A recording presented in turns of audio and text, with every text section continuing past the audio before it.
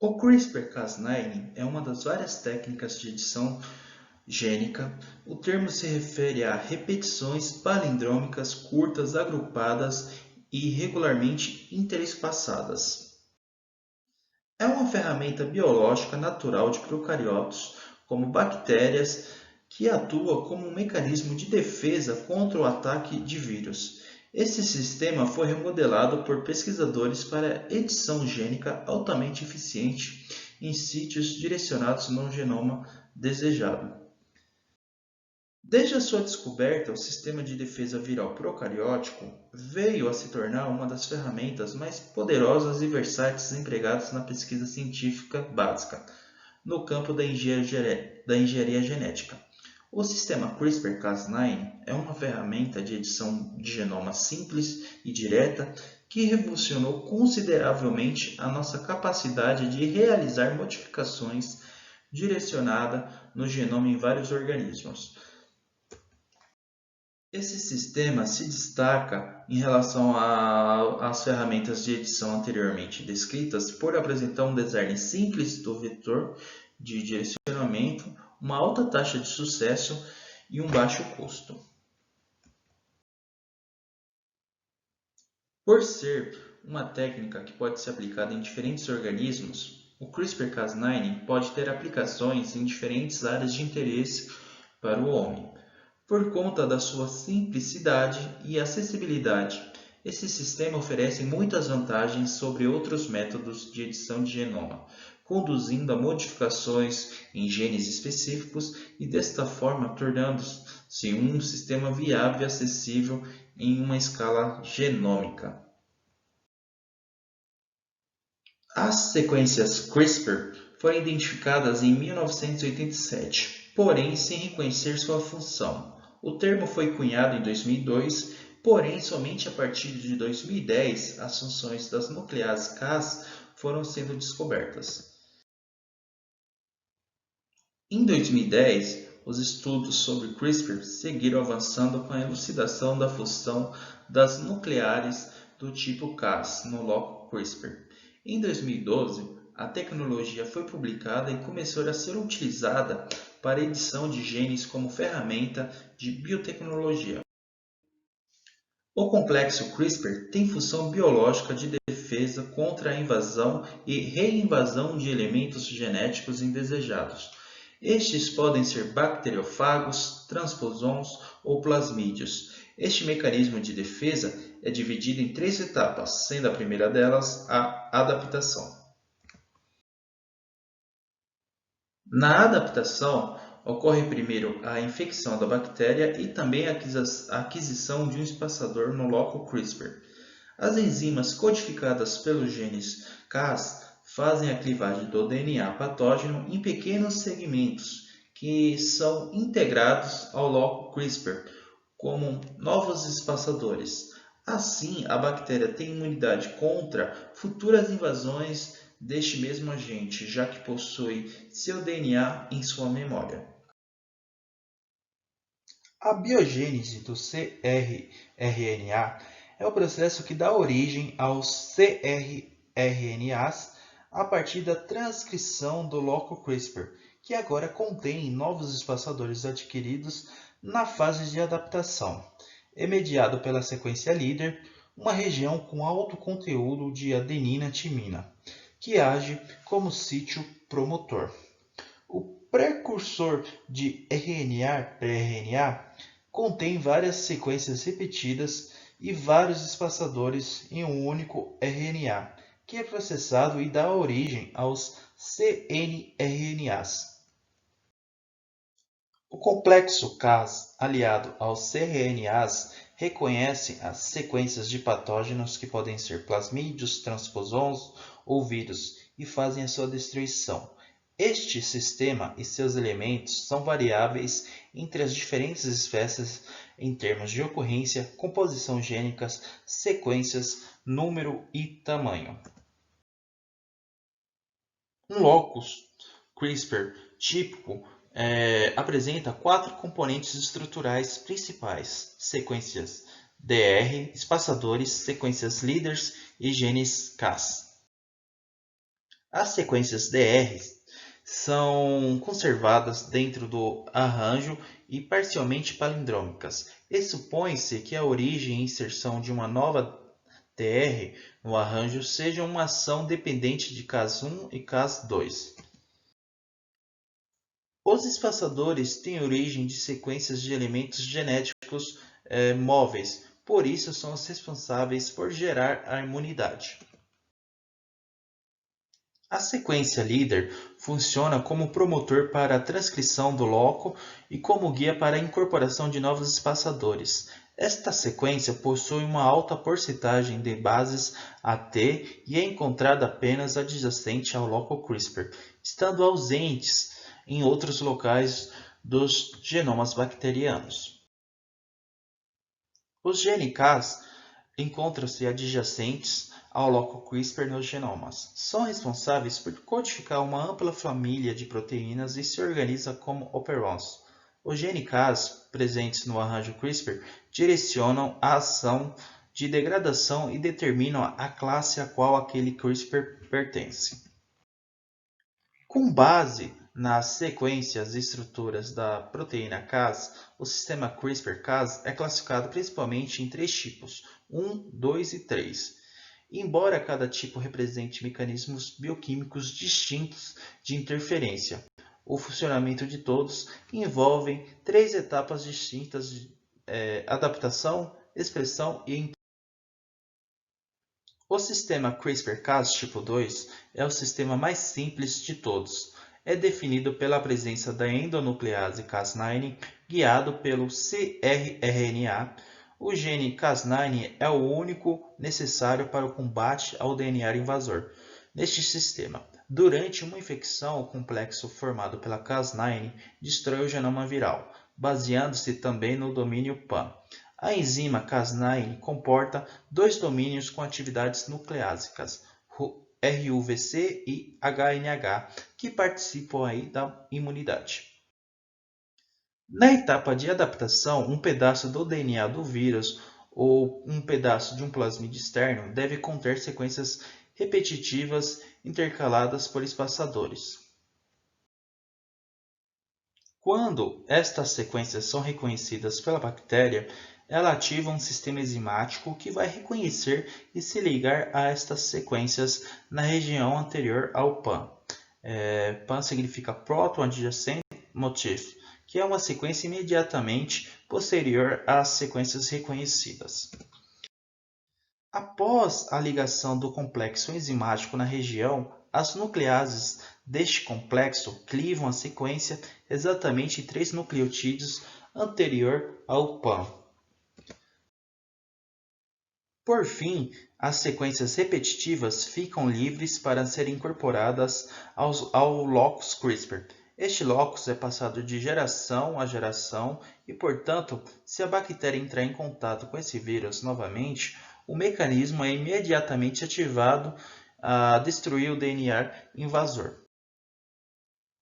Durante a etapa de expressão, se houver a invasão de vírus, o sistema reconhecerá imediatamente as sequências repetitivas e ativará a expressão do loco CRISPR. O sistema irá transcrever toda a região repetitiva, gerando um RNA único e não maduro, chamado de CRISPR-RNA ou pré-cRRNA. O sistema transcreve também outro tipo de RNA, chamado de RNA de transativação CRISPR, ou tra-cRRNA, Cas9, e de uma RNase 3. Durante a etapa de processamento e maturação, a RNase 3 e a Cas9 clivam pré-cRRNA em unidades menores, cada uma contendo uma sequência repetitiva e um espaçador.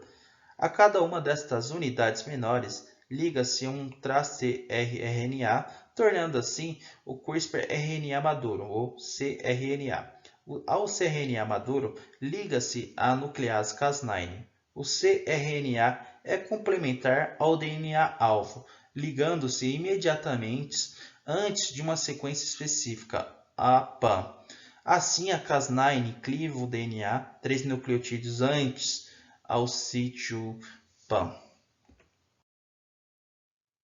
Durante a etapa de interferência, o complexo de interferência e uma Cas são recrutados, ligando-se então ao cRRNA. Este complexo é denominado CRISPR-Cas complex. Este complexo tem a capacidade de abrir a dupla fita de DNA invasora ou ligar-se à fita enquanto está ocorrendo a replicação do DNA invasor. Note que a sequência dos espaçadores liga-se na fita 3' 5', juntamente com uma porção da Cas